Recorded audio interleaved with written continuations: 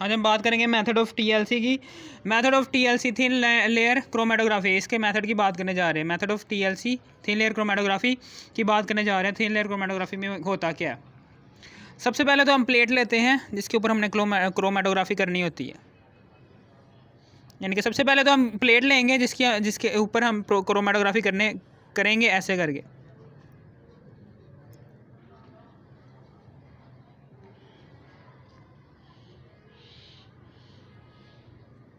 ये प्लेट ले ली हमने, शीशे की बनी हुई प्लेट है। ये किसकी बनी हुई प्लेट है? ये प्लेट बनी हुई है, या तो ये ग्लास की बनी होगी या तो फिर ये प्लेट बनी होगी एलुमिनियम की। ये प्लेट बनी हुई है और इसके ऊपर हमने थिक पेस्ट चढ़ाना है। ये पेस्ट है। इसके ऊपर हम क्या करेंगे, सबसे पहले तो हम बीकर लेंगे। बीकर के अंदर ये सारा मेथड है थिन लेयर क्रोमेटोग्राफी करने का। ये बीकर है, इस बीकर के अंदर हमने स्टेशनरी फेज़ लिया हुआ है। स्टेशनरी फेज़ लिया हुआ, कौन सा फेज़ लिया हुआ? Stationery phase. स्टेशनरी फेज़ कौन कौन से इस्तेमाल कर सकते हैं उनके नाम मैं यहाँ पर लिख रहा हूँ। सबसे पहले तो एलुमिना इस्तेमाल करते हैं, सेलुलोज भी इस्तेमाल कर सकते हैं, ठीक है ना। तीसरा है जी मैग्नीशिया भी इस्तेमाल कर सकते हैं। कॉमनली यूज़ होने वाला है जी सिलिका, सिलिकॉन डाइऑक्साइड, ये कॉमनली यूज़ होता है। यहाँ पर हम क्या करते हैं, यहाँ पर पेस्ट बनाते हैं हम सिलिकॉन डाइऑक्साइड का प्लस वाटर, इन दोनों का मिक्सचर बनाते हैं। इन दोनों का मिक्सचर बनाते हैं, ये होता है एक पेस्ट होता है। ये क्या होता है? ये पेस्ट होता है। जैसे कि सीमेंट, रेत और पानी का मिक्सचर, जब हम दीवारों पर सीमेंट, रेत और पानी का मिक्सचर बनाते हैं पेस्ट सा दीवारों पर पेस्ट लगाने के लिए, ऐसे ही सीमेंट, रेत और बजरी का जो सा पेस्ट होता है, थिक लिक्विड वो होता है। ये थिक लिक्विड, गाढ़ा लिक्विड पेस्ट होता है ये, ठीक है ना, सिलिकॉन डाइऑक्साइड और वाटर का, जो कि क्या है? पोलर सॉल्वेंट है। हम क्या करेंगे, इसको हम ज़्यादातर जो इसको हम इसके ऊपर डालेंगे, इस ग्लास प्लेट के ऊपर, ठीक है ना। इस ग्लास प्लेट के ऊपर डालेंगे बाय पोरिंग मेथड।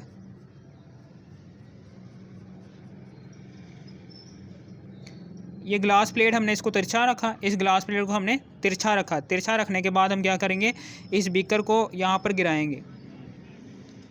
क्या करेंगे, ये बीकर है,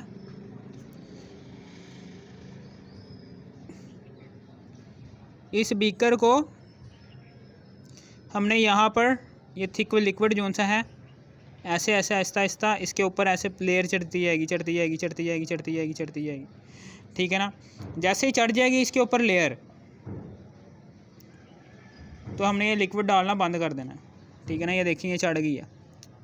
फॉर एग्जांपल ये लिक्विड है, इसकी लेयर जो सी है ऐसे करके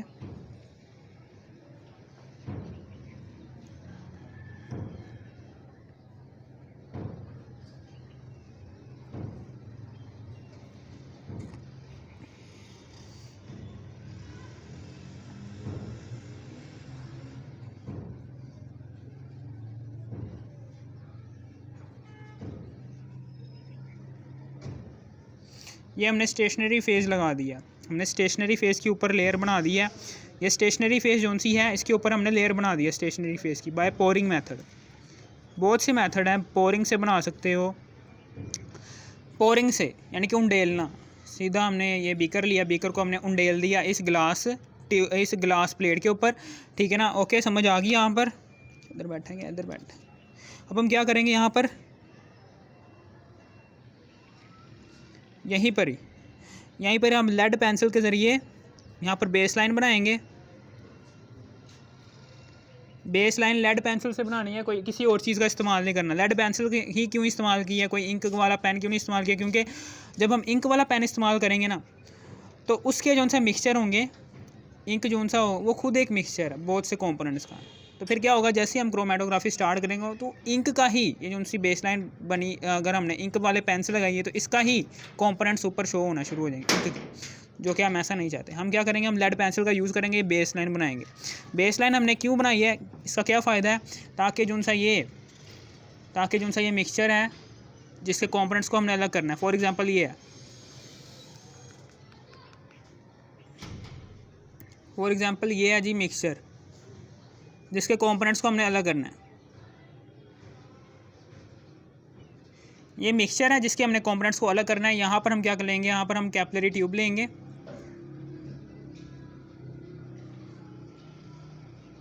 कैपिलरी ट्यूब के ज़रिए से एक पॉइंट यहाँ पर लगाएंगे, फिर इसको खुश करेंगे, फिर दूसरी दफ़ा फिर मिक्सचर का एक कतरा उठा लेंगे कैपिलरी ट्यूब के ज़रिए, फिर दूसरी दफ़ा गिराएंगे, फिर इसको खुश करेंगे, फिर तीसरी दफ़ा फिर से मिक्सचर का एक कतरा उठाएंगे, फिर यहाँ पर डालेंगे, फिर इसको खुश करेंगे, चौथी दफ़ा फिर से मिक्सचर का एक कतरा उठाएंगे और चौथी दफ़ा फिर डालेंगे, फिर इसको खुश करेंगे। इस तरह से हमने मिक्सचर यहाँ पर प्योर मिक्सचर ले लेना है, इसमें से कोई भी वाटर का मॉलिक्यूल ना हो, ठीक है ना। बेस लाइन हमने इसलिए लगाई है ताकि मिक्सचर जो सा है वो आसानी से ग्लास प्लेट के ऊपर उस लाइन के थ्रू उस लाइन को बेस मानकर रखा जा सके। मिक्सचर के कतरों को बार बार ड्राई क्यों किए, ताकि कोई भी पानी का मॉलिक्यूल मिक्सचर के अंदर ना आए।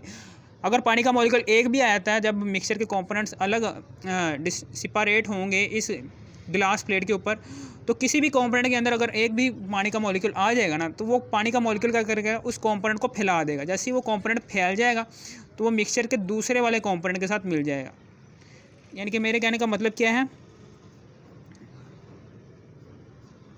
इससे हमें ही नुकसान होगा।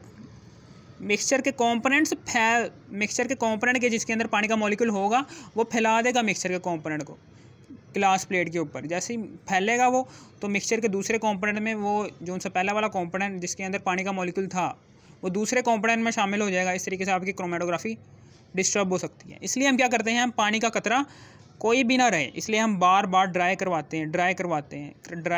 कैपिलरी ट्यूब के ज़रिए से हमने ये किया है। ये क्या है, ये कैपिलरी ट्यूब है, इसको हमने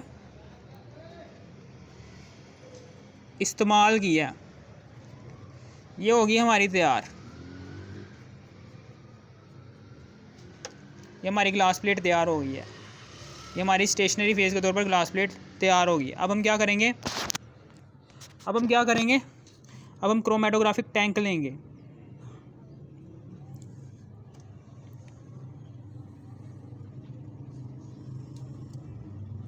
ये क्रोमेटोग्राफिक टैंक लिया, इसके अंदर हमने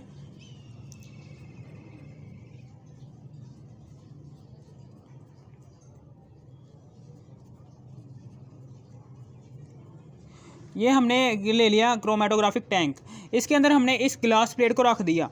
इसके अंदर हमने क्या किया, हमने इस ग्लास प्लेट को ऐसे करके रख दिया है, ऐसे करके।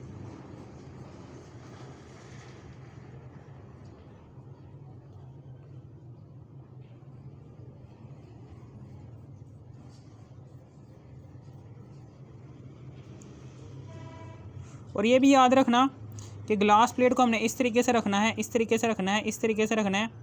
कि जो सा ये मिक्सचर है,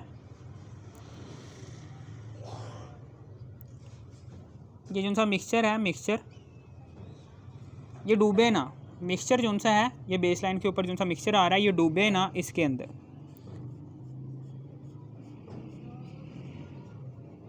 ये क्या, ये स्टेशनरी फेस की लेयर है।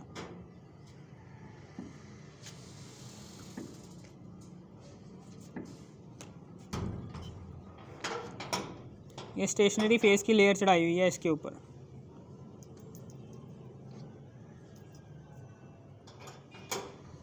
ये स्टेशनरी फेस की एक लेयर चढ़ाई हुई है।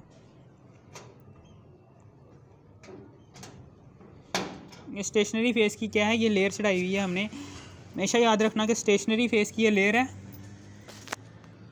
अब ये जो सा मोबाइल फेस के तौर पर सॉल्वेंट लिया होगा, ये मोबाइल फेस के तौर पर सॉल्वेंट हमने इस्तेमाल किया है नॉन पोलर सॉल्वेंट इस्तेमाल किया, जो कि है CCl4, ठीक है, मोबाइल फेस के तौर पर। और यहाँ पर हमने स्टेशनरी फेस के तौर पर जो सा सॉल्वेंट इस्तेमाल करना है वो पोलर होना चाहिए। हमेशा याद रखना कि स्टेशनरी फेस और मोबाइल फेस, इन दोनों की पोलैरिटी मैच नहीं करनी चाहिए। अगर पोलैरिटी मैच कर गई तो आपके मिक्सचर के जितने भी कंपोनेंट्स होंगे वो भी आप इसमें मिल जाएंगे, यानी कि मिक्सचर के कंपोनेंट्स उनसे वो अलग नहीं हो पाएंगे। वो है जी H2O और सिलिका, जो कि मोस्ट कॉमनली यूज़ होने वाला स्टेशनरी फेज़ है इन थिन लेयर क्रोमेटोग्राफी। मिक्सचर क्या करेगा, ये अपने आप को डिस्ट्रीब्यूट कर देगा 3 कंपोनेंट में। एक 2 और 3, 3 कंपोनेंट में अपने आप को डिस्ट्रीब्यूट कर दिया इसने, ठीक है ना। 3 कंपोनेंट में डिस्ट्रीब्यूट कर दिया। कैसे डिस्ट्रीब्यूट हुआ है, जैसे ही ये ऑर्गेनिक सॉल्वेंट है ये नीचे से ऊपर की तरफ मूव करता है, ठीक है ना। तो इसकी बेस कहाँ पर है, इसकी बेस होती है कैपिलरी एक्शन पर, कैपिलरी एक्शन। यानी कि जो सा ये स्टेशनरी ये जो सा नॉन पोलर सॉल्वेंट है CL4, ये क्या करता है, ये इस प्लेट के ऊपर नीचे से ऊपर की तरफ मूव करता है। ये करता है, ये नीचे से ऊपर की तरफ मूव करता है अगेंस्ट द ग्रेविटी। इसी को हम कहते हैं कैपिलरी एक्शन। ये दरख्त आमतौर पर दरख्तों में भी होता है कि दरख्त भी नीचे से ज़मीन से ऊपर की तरफ पानी को खींचता है ताकि उसके पत्तों में पानी जाए और वो फोटोसिंथेसिस कर सकें, ठीक है ना। समझ आ गई। कैपिलरी एक्शन आमतौर पर पौधों में भी हो रहा होता है। कैपिलरी एक्शन यहाँ पर भी हो रहा होता है कि यहाँ पर जो सा CCl4 है ये अगेंस्ट द ग्रेविटी मूव करेगा और मिक्सचर के तीनों कंपोनेंट्स को ऊपर की तरफ ले जाएगा। जैसे ही मिक्सचर के तीनों कंपोनेंट्स ऊपर की तरफ जाएंगे तो इसमें मिक्सचर के कंपोनेंट्स अलग कैसे कैसे हुए कि जिस मिक्सचर के जिस कंपोनेंट की अट्रैक्शन मोबाइल फेज़ के इस सॉल्वेंट से CCl4 से ज़्यादा होगी, जो कि ऊपर की तरफ मूव कर रहा होगा, वो कंपोनेंट ऊपर की तरफ चला जाएगा, ठीक है ना। क्योंकि वो अपने अंदर नॉन पोलर खसूसियत ज़्यादा रखता है, इसलिए वो नॉन पोलर सॉल्वेंट के अंदर ज़्यादा हल होगा, इसलिए वो ऊपर की तरफ लाई करेगा ज़्यादा। आपको पता है ना, लाइक डिज़ोल्व्स लाइक, ठीक है ना, इसलिए वो ऊपर की तरफ चला जाएगा। इसी तरीके से अगर कोई मिक्सचर का कंपोनेंट सबसे नीचे रह गया है, वो क्या जाहिर कर रहा है कि मेरे अंदर पोलर खसूसियत ज़्यादा है।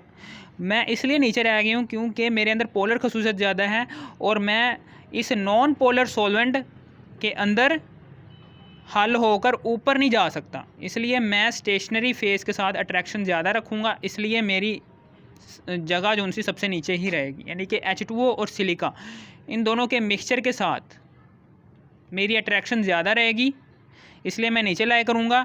जबकि नॉन पोलर सॉल्वेंट जो सा CCl4 जो कि ऊपर की तरफ मूव कर रहा होगा, वो ऊपर की तरफ चला जाएगा उस कंपोनेंट को लेकर कि जिसकी अट्रैक्शन उसके साथ ज़्यादा होगी। ज़ाहिर सी बात है कि नॉन पोलर कंपोनेंट की अट्रैक्शन नॉन पोलर सॉल्वेंट से ज़्यादा होगी और पोलर कंपोनेंट की अट्रैक्शन स्टेशनरी फेज़ के पोलर सॉल्वेंट से ज़्यादा होगी, ठीक है ना। नीचे वाला कंपोनेंट क्या जा रहा है, मेरे अंदर पोलर खसूसियत ज़्यादा है, इसलिए मैं पोलर सॉल्वेंट के अंदर ही रहूँगा, पोलर सॉल्वेंट के साथ ही अट्रैक्शन बनाऊँगा। इस तरीके से मिक्सचर के तीनों कंपोनेंट्स उनकी अपनी अपनी अफिनिटी की वजह से अलग हो जाते हैं।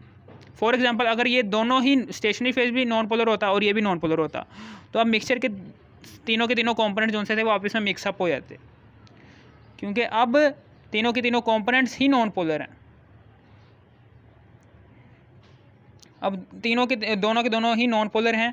अब मिक्सचर के एक कंपोनेंट पोलर है और दूसरा मिक्सचर के तीन कंपोनेंट्स हैं जिनमें से पोलर भी हैं नॉन पोलर भी हैं, तो अब क्या करेंगे, वो मिक्सअप हो जाते हैं। नॉन पोलर सॉल्वेंट जो सा है वो ऊपर ले जाएगा नॉन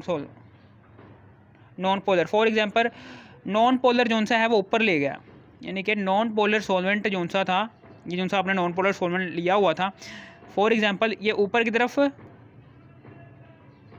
ले गया।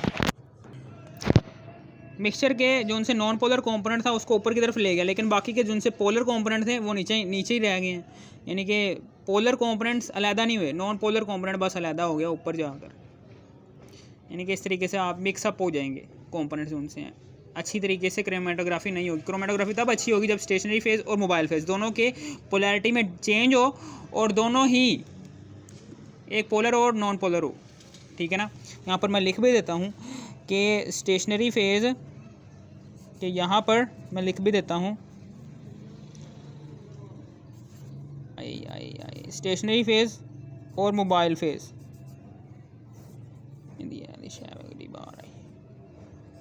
लोगों को वक्त के साथ साथ आम के स्टेशनरी फेज़ अगर पोलर होगा, तो मोबाइल फेज़ क्या होना चाहिए, नॉन पोलर होना चाहिए। अगर स्टेशनरी फेज़ नॉन पोलर है तो मोबाइल फेज़ क्या होना चाहिए, पोलर होना चाहिए। ये दो बातें याद रखनी चाहिए। पर आपको ये दो बातें समझ आ गई हैं तो समझ लो, ठीक है ना।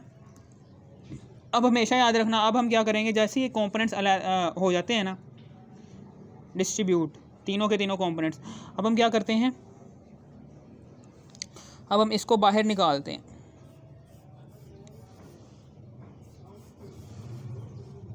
हमेशा याद रखना कि यहाँ पर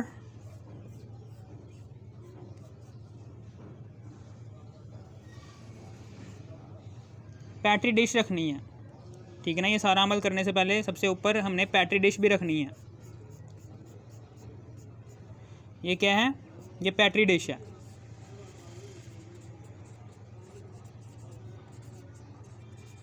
पैट्री डिश क्या करेगी? ये अंदर का सिस्टम जो सा है वो सैचुरेट रखेगी। क्या करेगी? इंटरनल इन्वायरमेंट क्या रहेगा? वो सैचुरेट ही रहेगा। यानी कि मेरे कहने का मतलब है कि इंटरनल इन्वायरमेंट सैचुरेट का मतलब क्या है कि सारे के सारे जो उनसे कार्बन टेट्राक्लोराइड के मॉलिक्यूल्स हैं ये बाहर नहीं जा सकेंगे, ये सारे के सारे अंदर ही रहेंगे। जब ये बाहर नहीं जाएंगे तो फिर जो सा ये कैपिलरी एक्शन है, कैपिलरी एक्शन के जिसकी बुनियाद है थिन लेयर क्रोमेटोग्राफी की बुनियाद ही कैपिलरी एक्शन पर है, तो ये आसानी से क्या करेगा कि कार्बन टेट्राक्लोराइड आसानी से नीचे से ऊपर की तरफ मूव कर जाएगा। ठीक है ना, समझ आ गई। इंटरनल इन्वायरमेंट हमने सैचुरेट रखना है। पैट्री डिश लाजमन लगानी है। सारा जितना भी मैंने प्रोसेस बोला है ये सारा का सारा प्रोसेस तभी वैल्यूएबल होगा, तभी आपका सारा का सारा प्रोसेस चलेगा कि जब आप पैट्री डिश ऊपर लगाएंगे और सारा का सारा सिस्टम जो उनसे अंदर वाला वो सैचुरेट रखेंगे, तभी आपका सारा का सारा ये सिस्टम चल सकता है। जब आपने पैट्री डिश नहीं रखी तो कार्बन टेट्राक्लोराइड के मॉलिक्यूल्स ज़्यादा सारे बाहर निकल जाएंगे। तो फिर क्या होगा? तो अब कम मॉलिक्यूल्स कार्बन टेट्राक्लोराइड के एग्जिस्ट कर रहे हैं इस नॉन पोलर सॉल्वेंट में, तो अब ये अगेंस्ट द ग्रेविटी मूव जो उनसा कार्बन टेट्राक्लोराइड ने मूव करना था अगेंस्ट द ग्रेविटी इस ग्लास प्लेट के ऊपर, उसकी रफ्तार क्या हो जाएगी? कम हो जाएगी नीचे से ऊपर जाने की, या फिर जाएगा ही नहीं। मिक्सचर के तीनों कंपोनेंट्स आराम से ऊपर जाएंगे। और पहले जब ज़्यादा सारे कार्बन टेट्राक्लोराइड के मॉलिक्यूल्स ये अमल कर रहे थे और तीनों के तीनों कंपोनेंट्स अलग हो गए थे 10 मिनट्स में, और अब कम कार्बन टेट्राक्लोराइड के मॉलिक्यूल्स ये अमल कर रहे हैं, मिक्सचर के तीनों कंपोनेंट्स को अलग कर रहे हैं, अब 30 मिनट लग जाएंगे। अगर बहुत ही ज़्यादा कम है कार्बन टेट्राक्लोराइड के मॉलिक्यूल्स तो मिक्सचर के तीनों कंपोनेंट्स क्या रहेंगे? वो मिक्सअप हो जाएंगे, ऊपर जाते जाते आपस में मिक्सअप हो जाएंगे। ठीक है ना, समझ आ गई। हमेशा याद रखना कि अंदर का सिस्टम जो है वो सैचुरेट होना चाहिए। सैचुरेट नहीं होगा तो आपको ही मसला पड़ जाएगा। अब हम क्या करेंगे? इसको हमने बाहर निकालना है। हमेशा याद रखना कि ये जो सा सॉल्वेंट है ये जहाँ तक भी मूव करेगा, फॉर एग्जांपल यहाँ तक मूव किया है इस सॉल्वेंट ने, इस कार्बन टेट्राक्लोराइड ने यहाँ तक मूव किया है, तो इसको हम कहेंगे सॉल्वेंट फ्रंट है, इनकी ये स्टेशनरी फेज़ है।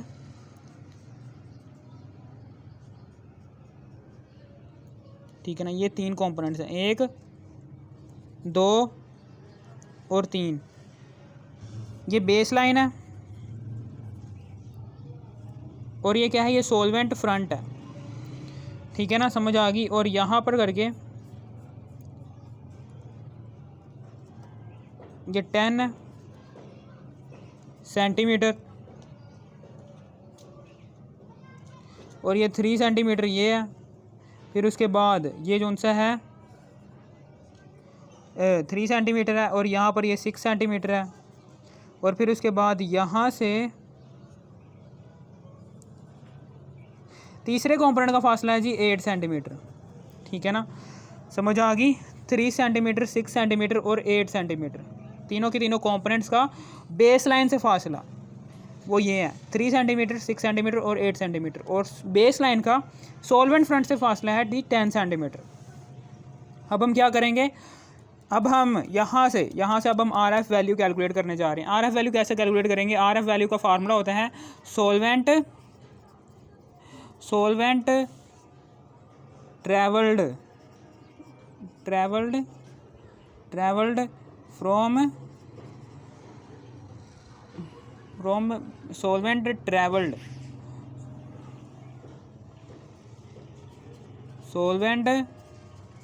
traveled from baseline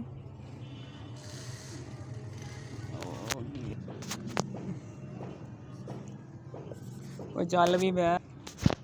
अब उसके बाद हम आर एफ वैल्यू कैलकुलेट करने जा रहे हैं। आर एफ वैल्यू क्या है? Distance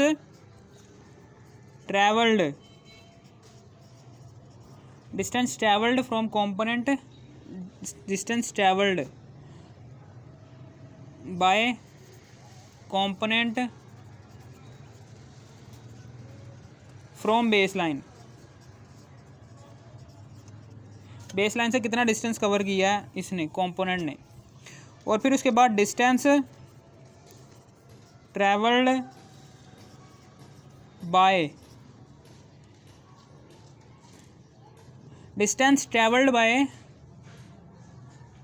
solvent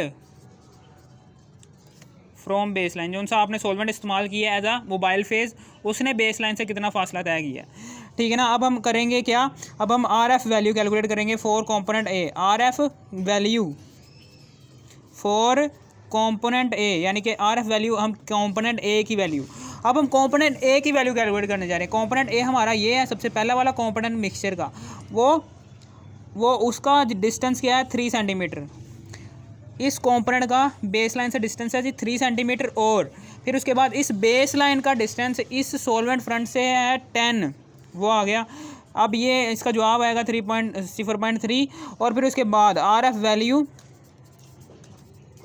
for B component, ऊपर आएगा बी कंपोनेंट का distance from base line. B component का डिस्टेंस फ्रॉम बेस लाइन वो आएगा जी 6 सेंटीमीटर। ऊपर आ जाएगा 6 सेंटीमीटर आ जाएगा,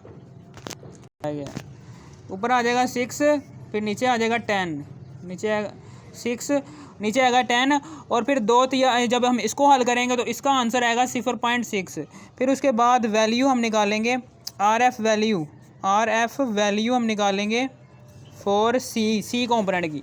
सी कंपोनेंट की आर एफ वैल्यू निकालने के लिए हम क्या करेंगे, सी कंपोनेंट का डिस्टेंस इस बेस लाइन से वो है जी 8 सेंटीमीटर, यानी कि 8 को ऊपर और 10 को नीचे। इसका आएगा हमारे पास 0.8 आ जाएगा, 0.8 आ जाएगा।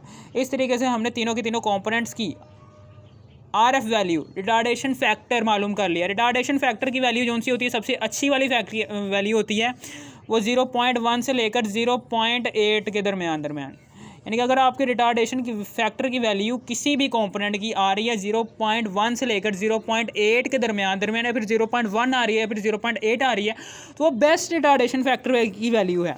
अगर आपकी यहाँ पर हमारे पास रिटार्डेशन की फैक्टर की वैल्यू आ रही है 0.3, 0.6 और 0.8, ये तीनों वैल्यूज़ आ रही हैं जो कि 0.1 से लेकर 0.8 के दरमियान आ रही है। इसका मतलब क्या है, आपकी रिटार्डेशन फैक्टर की वैल्यू बहुत ही ज़्यादा अच्छी आ रही है, ठीक है ना। समझ आ गई है। ये था हमारा कुछ टॉपिक। और फिर उसके बाद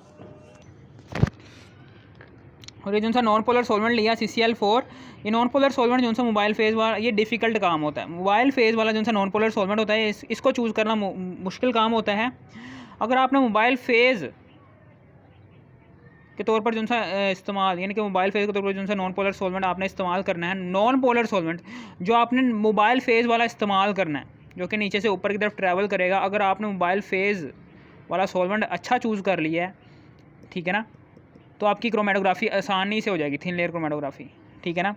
इसके मेरे मार्कर की इंक ख़त्म हो गया। कार्बन टेट्राक्लोराइड भी हो सकता है, CHCl3, अल्कोहल्स भी हो सकते हैं, ठीक है। और फिर उसके बाद अल्कोहल्स भी हो सकते हैं। और यहाँ पर और भी बहुत सारे कंपोनेंट्स हैं, अल्कोहल्स, ईथर्स, एसीटोन, ये सारे के सारे क्या हैं, ये सारे के सारे क्या हैं, ये सारे के सारे नॉन पोलर सॉल्वेंट्स हैं, नॉन पोलर सॉल्वेंट्स हैं ये सारे के सारे, ठीक है ना। मैक्सिमम हम 3 नॉन पोलर सॉल्वेंट्स इस्तेमाल कर सकते हैं। फॉर एग्जांपल, अगर कोई एक मोबाइल फेज़ वाला सॉल्वेंट अगर आपने इस्तेमाल किया है, वो एक सॉल्वेंट अगर आप के मिक्सचर के कंपोनेंट्स को अलग करके नहीं दे रहा, तो आप उसमें कोई दूसरा सॉल्वेंट डाल दें।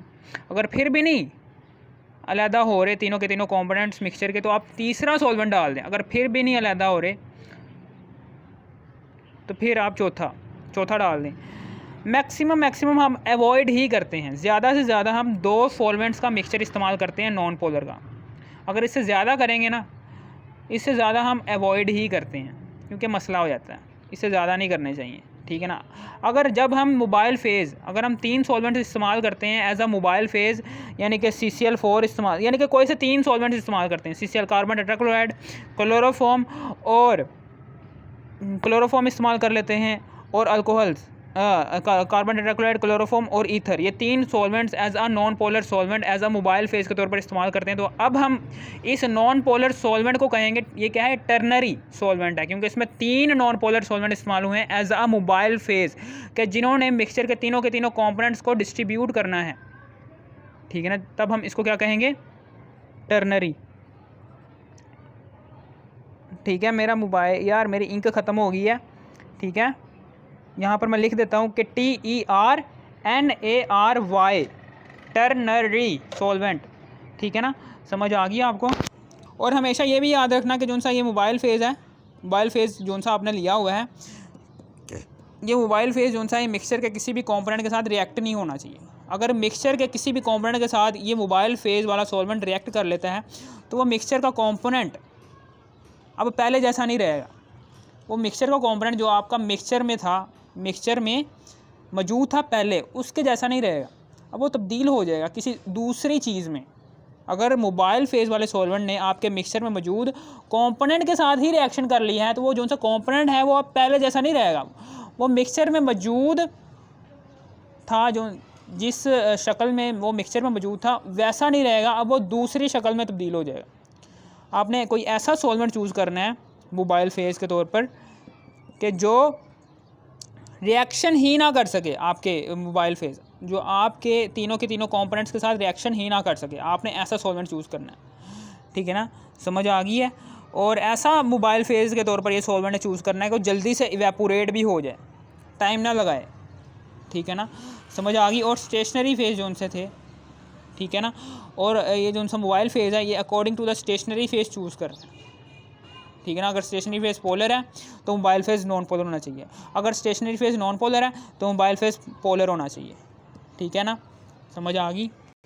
और हमेशा याद रखना कि जो सी ये प्लेट है, ठीक है ना, जब आप ये बेस लाइन लगा रहे होंगे, ठीक है ना, जब आप ये इसको बाहर निकाल रहे होंगे, यानी कि फॉर एग्ज़ाम्पल जब आप ये बेस लाइन लगा रहे होंगे, स्टेशनरी फेज़ जो सी है वो ऊपर फिक्स हो गई है, ऊपर फिक्स हो गई है इस ग्लास प्लेट के ऊपर स्टेशनरी फेज़ हमने फ़िक्स कर दी है।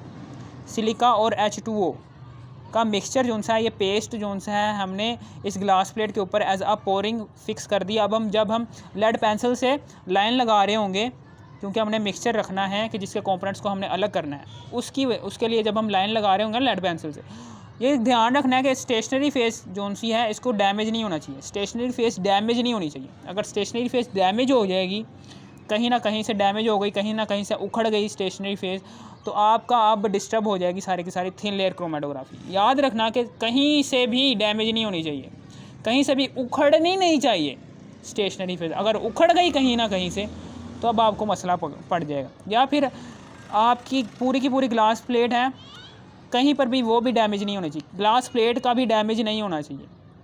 अगर ग्लास प्लेट में कोई ना कोई दरार आ जाती है तो मिक्सचर जो सा होगा उस दरार के अंदर चला जाएगा, जिससे मिक्सचर जो सा होगा उसके कंपोनेंट्स अलहदा नहीं होंगे, क्योंकि मिक्सचर सारा का सारा ग्लास प्लेट के अंदर मौजूद उस दरार में चला गया, कि जिस दरार वो दरार जो सी पहले बनी हुई थी, थोड़ा बहुत चला ही गया है ना, पूरे के पूरे जो सा मिक्सचर था उसके कंपोनेंट्स नहीं अलग होंगे, थोड़े बहुत मिक्सचर के कंपोनेंट्स अलग हो जाएंगे, ज़्यादा सारा मिक्सचर उस दरार के अंदर चला गया, इससे आपकी थिन लेयर क्रोमेटोग्राफी हो सकती है। याद रखना कि जो सी ये स्टेशनरी फेज़ है, ये जो सी ये थिन लेयर, ये जो सी ये पहले से ही बनी होती है। ये प्लेट जो सी है, ये ग्लास प्लेट जो सी है, जिसके ऊपर स्टेशनरी फेज़ चढ़ा होता है, H2O और silica as a stationary phase use हो रहा होता है इस ग्लास प्लेट के ऊपर, वो पहले से ही आपने लैब के अंदर पड़ी होती है। लैब के अंदर ये जो सी आप चढ़ा रहे हैं स्टेशनरी फेज़ इसके ऊपर पोरिंग के ज़रिए, ठीक है ना, फिर उसके बाद इसको ड्राई करवा रहे हैं ओवन के ज़रिए, ये सारे के सारा अमल जो सा है नहीं करना पड़ता, पहले से ही बनी होती है सारी की सारी ग्लास प्लेट। बस आपने यहाँ पर बेस लाइन लगानी होती है और उसके ऊपर मिक्सचर उसके गिराना होता है, उसके सेंटर में मिक्सचर गिराना होता है। Glass plate plus stationary phase पहले से ही तैयार होती है। ठीक है ना। अगर तैयार करनी पड़े तो ऐसे तैयार कर सकते हैं कि पहले हमने इसको चढ़ाया, पहले हमने ग्लास प्लेट को लेना है, ग्लास प्लेट को ओवन में रखना है, ओवन में रखने के बाद टेम्परेचर देना है 1100 डिग्री सेल्सियस और 2 से 4 मिनट तक, ठीक है ना। और 2 से 4 मिनट तक टेम्परेचर देने के बाद इस सारा का सारा ड्राई करवाना है। ड्राई करने के बाद फिर हमने ये पेस्ट लगाना है उसके ऊपर, पेस्ट लगाने के बाद पेस्ट लगाना है उसके ऊपर, पेस्ट लगाने के बाद फिर से हमने उसको ओवन में रखना है। अब ओवन में रखने के बाद अब हम टेम्परेचर देंगे कोई 1100 डिग्री सेल्सियस आधे घंटे तक, ताकि वो पेस्ट जो है वो चिपक जाए उस ग्लास प्लेट के ऊपर, ठीक है ना। समझ आ गई आपको? ये था कुछ। अगर आपको इस वीडियो की ज़रा सी भी समझ आ गई, थोड़ी सी भी समझ आ गई इस वीडियो को, तो लाइक और सब्सक्राइब, ठीक है ना, और शेयर भी कर देना। Thanks for watching me.